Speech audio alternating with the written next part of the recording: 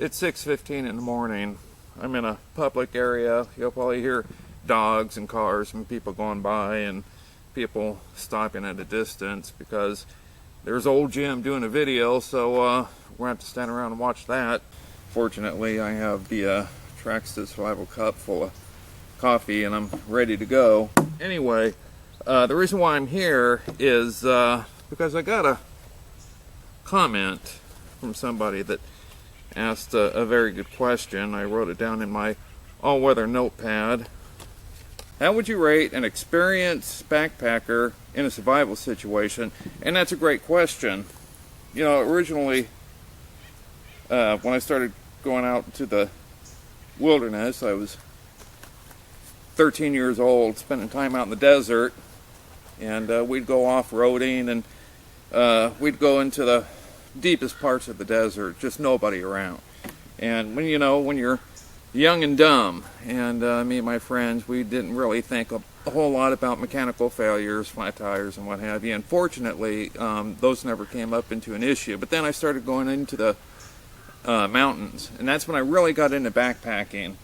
And then I've ended up in 4 survival situations. 2 of those ended up in out in the forest, and one was out in the desert, one was out in the snow. Anyway, so yeah, I originally started out just out in the desert and then did the backpacking thing, get more into survival and what it takes. And I've done that before in my early days.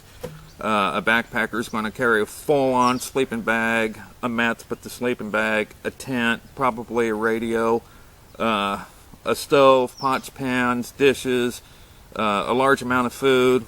If you're going to be using a stove, again, I recommend butane. On and on. There's just a lot of gear that they carry with them, to where a survivalist is going to carry as little gear as possible, and stretch that out as long as possible. But it's different for everybody. So there's no real rating system. You know, what's that person's strength and weaknesses? Do they have phobias? Do they have allergies? What type of physical shape are they in? Are they healthy or not healthy? And all these things are factors. Even the location, the terrain, the weather conditions, these are all factors. I know survival experts that they give classes and everything else. When that sun goes down, they don't want to be out no more. They want to be home. They want to be in their vehicle. They want to be at a truck stop someplace. They sure the hell don't want to be out in an area like this when that sun goes down. And it's really kind of a goofy thing. And that's funny to me because they're giving classes and people are looking up to them as, well, this person really knows what's going on. If I was in a survival situation and I had a choice between being with a backpacker or a survival expert, I'm always picking the backpacker. And it's not so much because they'd have the extra gear, as a backpacker would have more of an open mind. If I say, look, you got to go over here and do this, you got to go over here and do that, they're probably just going to do it without complaining or having a debate. A survival expert, they're going to scratch their head and ask, well, why should I do this? Or they're going to take it upon themselves to do something to try to prove a point.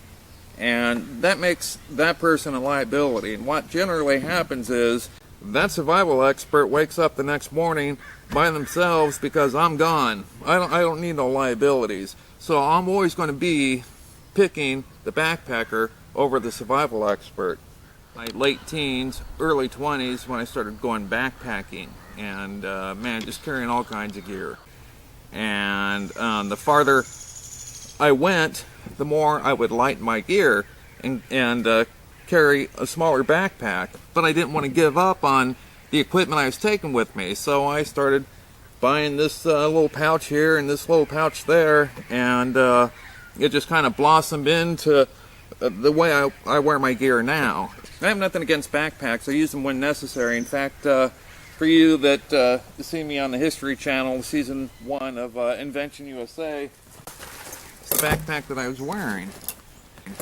And, or when me and my team, I have a team, we're planning an expedition.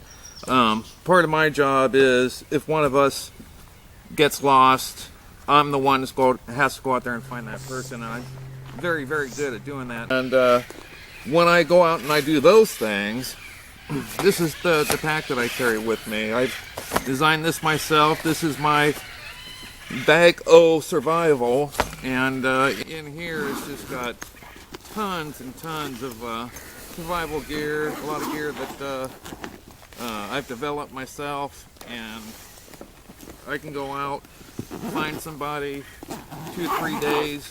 This is going to keep me and that person alive. Tents, blankets, food, just all kinds of, a lot of gear in this small little bag. And this here is a hammock. This is what I'll be sleeping in while the other person is sleeping on the ground. I still use backpacks. Again, I try to stay away from them as much as possible. In fact, this is my backpack chair that you see me use most of the time, and it's a professional chair because it's got that professional logo on there, you see. And this is actually a cooler, and this is what I'll carry extra supplies in. It's got a weather location, how long you plan on being out, as opposed to the gear that I'll carry. I like to carry my gear the way that I carry it, in the sense that it's center of gravity. You got a backpack and you're jumping off rocks and jumping off logs, going through streams. Balance is everything, and when you got a backpack, that can kind of get tricky. A lot of times you'll want to take your backpack off and lower it down with a rope or what have you, so you keep your balance. Another big difference between a backpacker and a survivalist is you'll hear on the news, this backpacker's gone missing, this hiker's gone missing. And you very seldom hear on the news that, you know, a survivalist went missing. And there's a reason for that. Partly because a backpacker is going to go and go and go, and they'll go into the deep woods. Survivalist is going to go 200 yards in their backyard. They're going to go 100 yards away from their automobile, and they're going to go down that nice little trail back to their automobile before it gets dark. They're generally within a reasonable distance of safety. As I'm sitting here doing this video, I'm hearing some wood knocking, and I'm thinking, man, I wished Moneymaker or Meldrum were here so they can get some audio of the woodpecker and say, well, you know. A backpacker is going to carry a standard lighters, matches. A survival expert's going to carry matches, or they'll elect to build a friction fire by rubbing sticks together. Myself, I use a torch lighter, in that whether it's raining, whether it's windy, it's going to always operate. I'm never going to have an issue with it, and it's right up front. It's easy to get to. I don't have to either dig through a backpack or deal with rubbing sticks. If you want to be a better survivalist, hang around a backpacker. If you want to be a better backpacker, hang around a survivalist. And then when you consolidate the two, you end up looking like this. I'm kind of in that gray area where I understand what it takes to be a backpacker. I understand what it takes to be a survival expert.